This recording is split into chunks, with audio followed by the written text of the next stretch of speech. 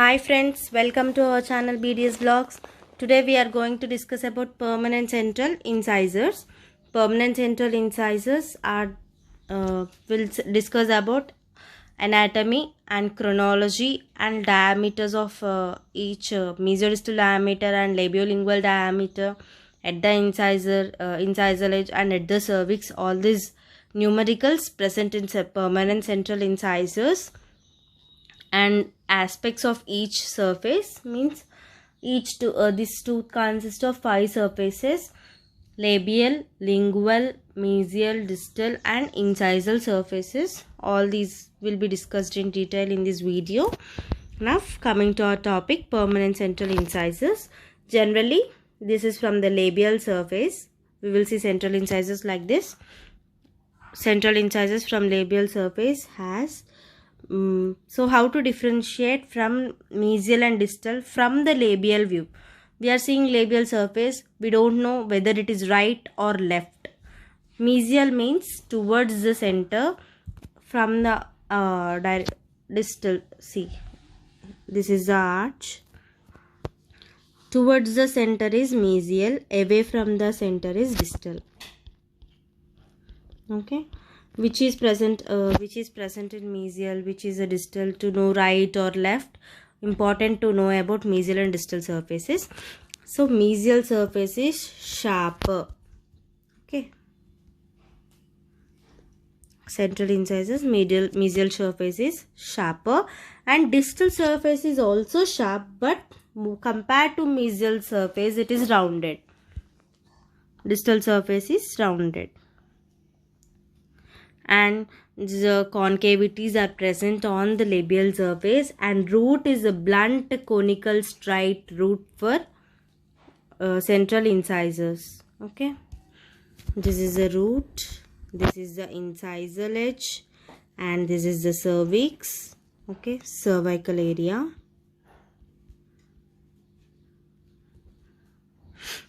Okay, it's the widest tooth in the arch. Okay, widest tooth in the maxillary arch. It's only maxillary central incisors.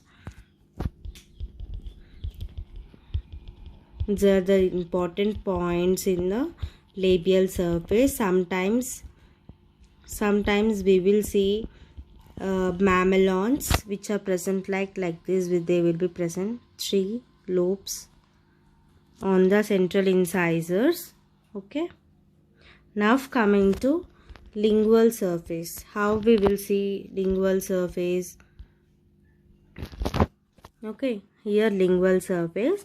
Lingual surface is differentiated from the labial surface by the lingual fossas and convexities and concavities. Okay, most prominent part on the lingual surface is cingulum, which is present at the cervical area. Easy to remember, C for C, cingulum at the cervical area. Okay, we will have lingual fossa. This is the lingual fossa. Boundaries of lingual fossa is also important. Okay, boundaries of lingual fossa, now we will see.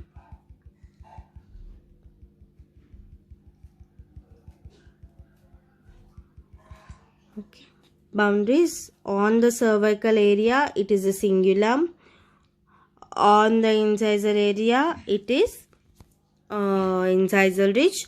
On the mesial surface, it is mesial marginal ridge. On the distal surface, this is a distal marginal ridge. Okay, sometimes there will be again someone lingual ridge is present in some cases, very rare cases, but lingual ridge also present in the permanent central incisors. Now coming to incisal surface. Incisal surface, see, it is an arc shaped surface. See, more of the convexity is seen on the labial surface. This is the labial surface and this is the lingual surface.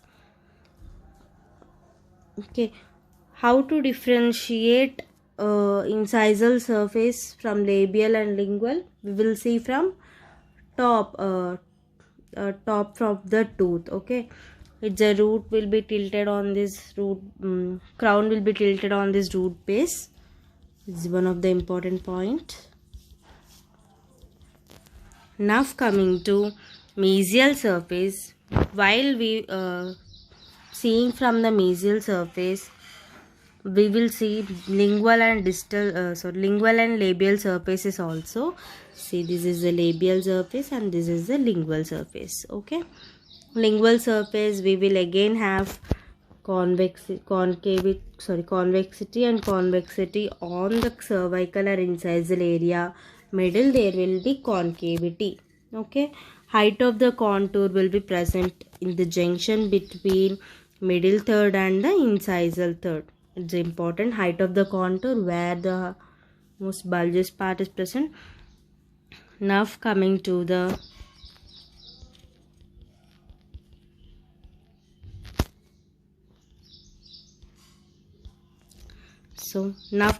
distal surface. From the mesial surface and the distal surface, both the crown looks like triangular shape. See, this is the crown, this is the root. It is a triangular shape from mesial and distal surface. Apex is located at the incisal edge of the triangle, and root, it is a blunted apex. Always remember, this is a blunted apex and single conical striate root. Important, single conical striate root. Some of the concavities are present on the distal surface. All this about maxillary central incisors. Now coming to some of the numericals of the central incisors. Generally we will represent as 1 1 and 2 1. It is the right central incisor and this is the left central incisor. Numeric notations of the tooth. And now coming to chronology. First evidence of calcification we will see at 3 to 4 months.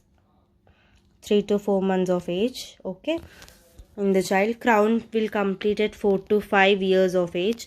Eruption we will complete at 7 to 8 years of the age, and root completion will complete at 10 to 11 years. See, always tooth erupts first, then the apex will be formed. Okay, while the erupting, the apex does not form, means immature apex is present. After eruption only root completion will takes place. So always remember, the root completion age will be greater than the eruption age. Okay, during the time of eruption, any trauma will be takes place or something damage to apex. We don't need to do root canal or apex root canal treatment. We can do apexogenesis, means regeneration of apex, or helping to healing of apex will help to heal on its own. Okay, now coming to dimensions. Crown, the length of the crown is 10.5 mm, root length is 13 mm, and mesiodistal diameter is 8.5 mm. Mesiodistal diameter is the cervical line. At the cervical line is 7 mm. Labiolingual diameter at the cervical line is 6 mm. Labiolingual diameter at the crest of the curvature is 7 mm. And coming to mesial, this is the curvature of cervical line. This is a curvature of cervical line present in mesial and distal surfaces. In mesial surface it will be 3.5. In distal surface it will be 2.5. Okay, always mesial surface greater curvature will be present than the distal surface. It is very important point to note down. This is all about the permanent central incisors. These points, gunshot points to write in exam. Okay, thanks for watching guys. Please like, share and subscribe to our channel.